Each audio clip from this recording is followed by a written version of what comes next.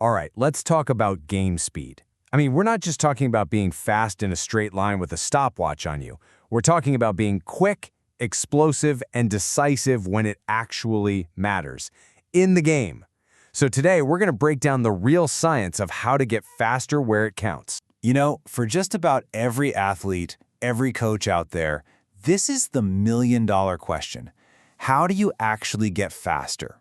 The answer seems so simple at first, but as we're about to find out, getting that true, functional game speed, well, it's a little more complicated than you'd think. The old school thinking, the common wisdom, has always been pretty straightforward.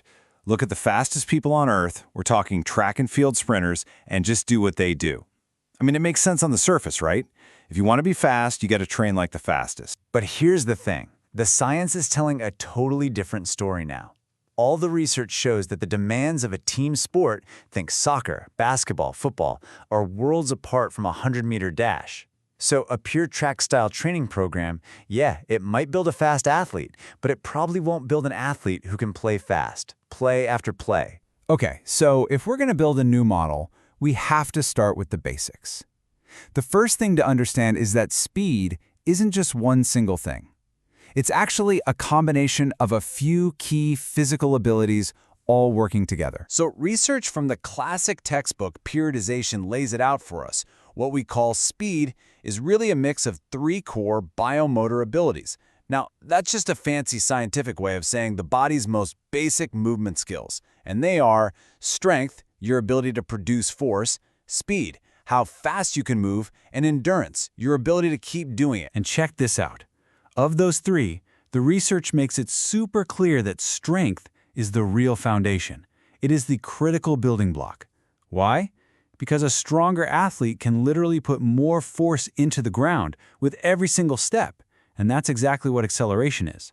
So being stronger makes you faster and helps your endurance. So if strength, speed, and endurance are the building blocks, how does your body actually power them? Well, the easiest way to think about it is that your body has 3 different engines, and each one is designed for a very specific kind of job. And you can see right here on this chart how those engines hand off the work to each other. For a really short, explosive play, like a jump or a tackle, you're running almost completely on your anaerobic systems. That means without oxygen.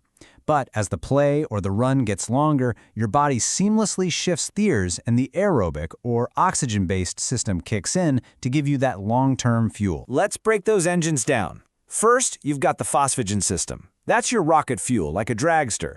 It gives you instant, all-out power for maybe 10 seconds max. Perfect for one explosive move. Next up is the glycolytic system. Think of this as your V6 engine. It powers a longer 40-second sprint. And finally, you have your oxidative system. That's the super efficient hybrid engine that's designed to just keep you going for the rest of the game. Okay, so we've got the building blocks and we know the engines that power them. Now we get to the good stuff, the blueprint. How do you actually train these things effectively? It turns out our 2 best tools are HIIT and SIT. Now, you've probably heard of HIIT, high-intensity interval training. That's where you're working hard, but it's an effort you can sustain for a little while, like a few minutes. But then there's SIT, sprint interval training, and this is different. This is about going 100% absolutely all out for very, very short bursts. We're talking 30 seconds or even less. And here is the absolute game changer.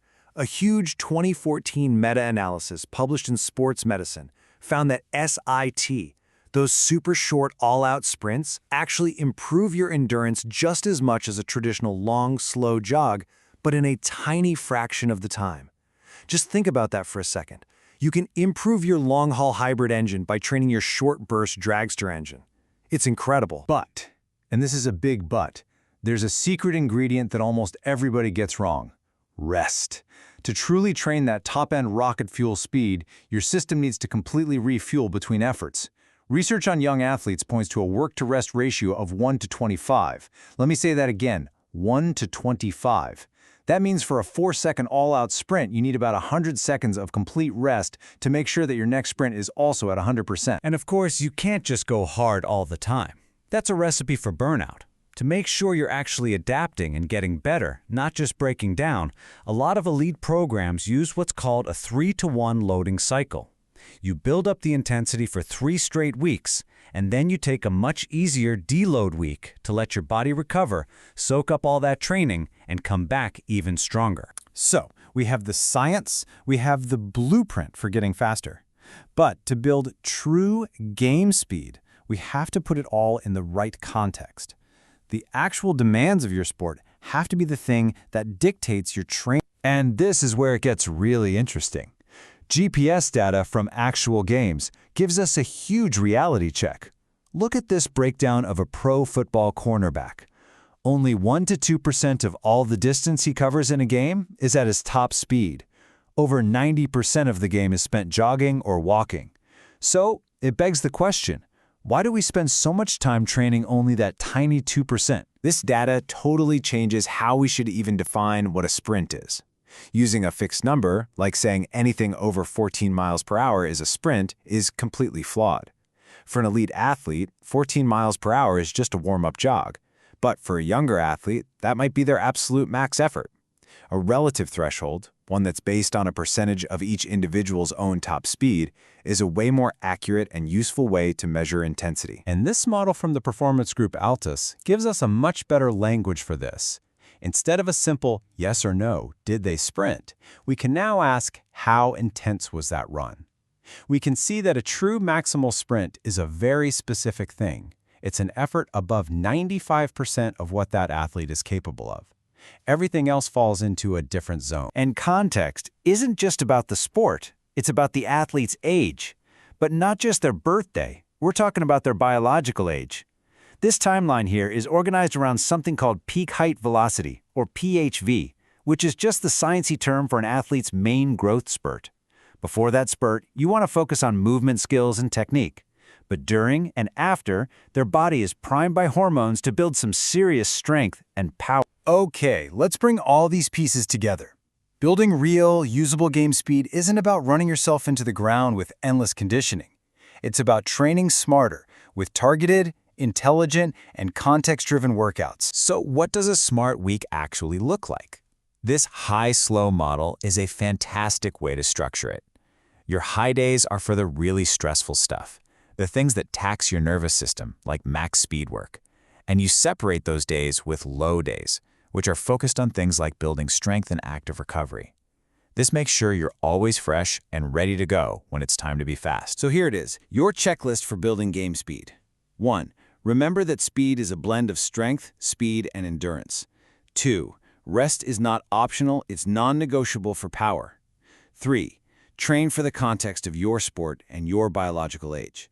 And finally, remember this. Getting regular exposure to your top speed doesn't just make you faster, it actually acts like a vaccine against injuries. This quote from an article on sportsmyth.com just perfectly sums up the entire mindset shift we need to make. It's not about finding the fastest kid on the track and trying to teach them how to play a sport. It's about taking our athletes and making them capable of expressing all of their speed inside the chaos of a real game. And that's really what it all comes down to. Every single training session, every drill, every single rep should be designed to answer that one question. The goal isn't just to be fast on a stopwatch. The goal is to become the athlete who can play fast again and again and again when it actually matters the most.